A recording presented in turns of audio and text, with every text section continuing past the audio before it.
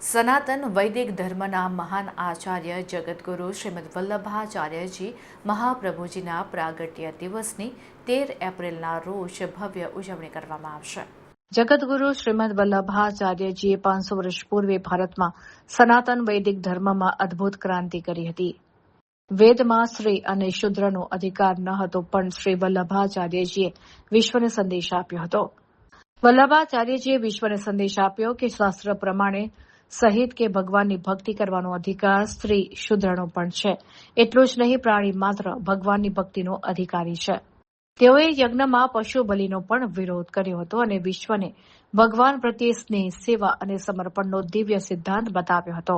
મંગલ મહોત્સવ અધ્યક્ષ અનંત શ્રી વિભૂષિત વાકપતિ પીઠાધીશ્વર ગોસ્વામી 108 શ્રી મથુરેશજી મહારાજશ્રી ની મંગલ ઉપસ્થિતિ, વૈષ્ણવાચાર્ય પૂજ્યપાદ ગોસ્વામી 108 શ્રી યોગેશ્વરજી મહોદયશ્રી તેમજ મહોત્સવના પ્રેરક એવં માર્ગદર્શક વૈષ્ણવાચાર્ય પૂજ્ય ગોસ્વામી 108 શ્રી ધ્રુમિલ કુમારજી મહોદયશ્રીની ઉપસ્થિતિમાં બપોરે 12:15 શ્રી મહાપ્રભુજીના ઉત્સવ તિલક દર્શન, સાંજે 6 વાગ્યે સંધ્યા આરતી પછી શ્રીમદ વલ્લભાચાર્યજીની દિવ્ય ભવ્ય શોભાયાત્રા સહિત બેન્ડ વાજા, ડંકા, નિશાન, છત્ર, ચમર, ધ્વજા, પતાકા સહિત આન બાન શાંતિ શ્રી ગોવર્ધનનાથજીની હવેલી કારેલીબાગથી નીકળી રાજમાર્ગથી ફરી પાછી ગોવર્ધનનાથજીની હવેલી સામે સ્વામિનારાયણ ગ્રાઉન્ડમાં પહોંચશે, જ્યાં ગ્રાઉન્ડ પર દિવ્ય ધર્મસભામાં શ્રી વલ્લભકુલ આચાર્યશ્રીઓના વચનામૃતનો લાભ મળશે.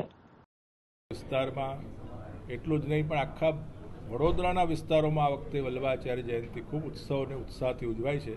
કારેલીબાગ વિસ્તારમાં પણ ખૂબ સુંદર રીતે સંગઠનાત્મક આબાલ વૃદ્ધ તમામ વૈષ્ણવોની ઉપસ્થિતિમાં, આચાર્યોની ઉપસ્થિતિમાં ખૂબ સુંદર રીતે આ મહોત્સવ શ્રી વલ્લભાચાર્યજી પ્રાગટ્ય મહોત્સવ ઉજવાશે. મહાપ્રભુ શ્રી વલ્લભાચાર્યજી, એમનું એક નામ છે સ્ત્રી શુદ્રાદ્યુદ્રતિ ક્ષમઃ.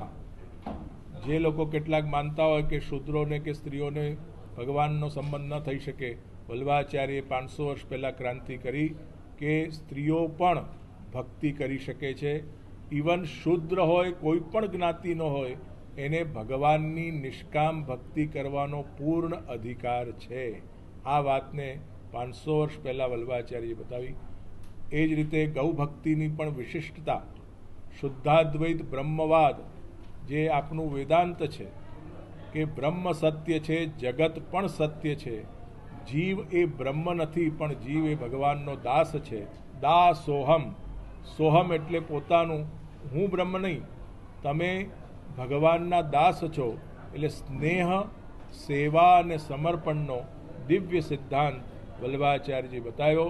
આ ઉત્સવની વિશેષતામાં આદિવાસી લોકો કે જેને આપણે પછાત માનીએ છીએ, એને પણ આ વખતે આમંત્રિત કરી આદિવાસી નૃત્ય શોભાયાત્રામાં થશે, જેને આપણે મહત્ત્વ આપવું છે, એક મેસેજ આપવો છે કે ભક્તિમાં બધા જ સમાન છે.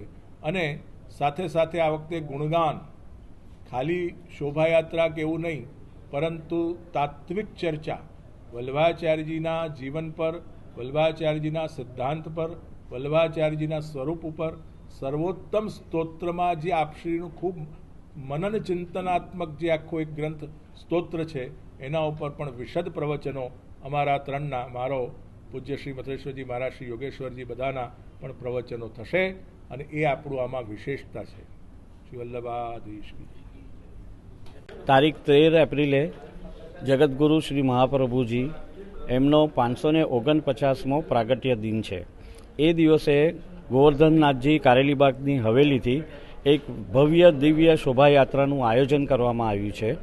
અને એ શોભાયાત્રા રાજમાર્ગોમાં ફરશે. એમાં વિશિષ્ટ આકર્ષણનું કેન્દ્ર હશે આદિવાસી નૃત્ય. અને શોભાયાત્રા પછી કાર્યક્રમમાં શ્રીમદ મહાપ્રભુજીના ગુણગાનનો કાર્યક્રમ રાખવામાં આવ્યો છે, જે ત્યાં આગળના જ ગ્રાઉન્ડમાં, નજીકના ગ્રાઉન્ડમાં, અંબાલાલ મંદિરની સામેના ગ્રાઉન્ડમાં ત્યાં આગળ થશે, જેમાં શ્રી મથુરેશ્વરજી મહારાજજી, શ્રી યોગેશ્વરજી મહારાજશ્રી અને શ્રી ધ્રુમિલ કુમારજી મહારાજશ્રી, એ ત્રણેયના વક્તવ્ય રહેશે, આશીર્વચનો રહેશે. અને ત્યારબાદ હવેલીમાં ભવ્ય મનોરથ દર્શનનું કરવામાં આવ્યું છે.